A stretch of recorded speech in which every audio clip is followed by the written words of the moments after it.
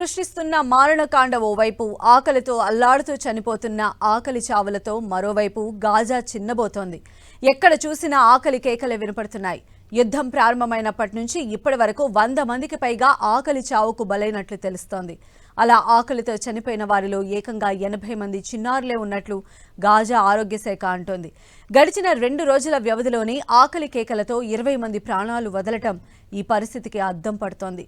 2 రోజుల వ్యవధిలోనే 20 మంది చనిపోతే రాబోయే రోజుల్లో ఈ పరిస్థితులు మరింత విషమంగా ఉండే ప్రమాదం ఉందని పలు అంతర్జాతీయ సంస్థలు హెచ్చరిస్తున్నాయి. ప్రభుత్వాలు తక్షణమే స్పందించి చర్యలు తీసుకోవాలని సూచిస్తున్నాయి. ఇజ్రాయెల్ యుద్ధంతో విలవిలలాడుతున్న గాజాలో ఆహార కొరత ఏర్పడి పోషకాహార సమస్యతో ఆసుపత్రుల్లో చేరుతున్న వారి సంఖ్య విపరీతంగా పెరుగుతున్నట్లు స్థానిక అధికారులు చెబుతున్నారు. సరైన తిండి లేక నీరసంతో వృద్ధులు, పిల్లలు ఆసుపత్రులకు క్యూ కడుతున్నారు. శిశువులకు పట్టేందుకు పాలు కూడా లేక బాలింతలు తీవ్రంగా బాధపడుతున్న పరిస్థితులు ఉన్నాయని వైద్యులు అంటున్నారు. గాజాలో పరిస్థితులు మరింత దిగజారిపోతున్నాయని, సహాయక సిబ్బందికి కూడా ఇబ్బందులు తప్పడం లేదని సేవ్ ది చైల్డ్, ఆక్స్ఫామ్ వంటి పలు స్వచ్ఛంద సంస్థలు నివేదికలు విడుదల చేస్తున్నాయి. ఇజ్రాయెల్ ఆంక్షలు, సరిహద్దుల దిగ్బంధనం కారణంగా గాజాలో గందరగోళ పరిస్థితులు నెలకొంటున్నాయని, ఆకలి కేకలు చావులకు కారణమవుతున్నాయని ఆ నివేదికల్లో పేర్కొంటున్నాయి.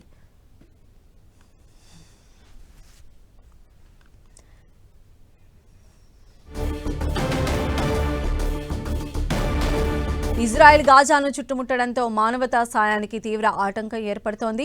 ఆహార పదార్థాలు లభించక చిన్నారులు, వృద్ధులు ఆహారం కోసం అలమటిస్తున్నారు. డయేరియా వంటి వ్యాధులు విజృంభిస్తూ ఉన్నాయి.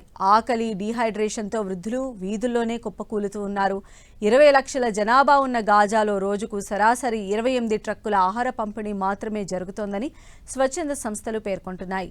తక్షణమే కాల్పుల విరమణ పాటించి అన్ని సరిహద్దులు తెరవాలని, తద్వారా మానవతా సాయం అందేలా చూడాలని విజ్ఞప్తి చేస్తున్నాయి.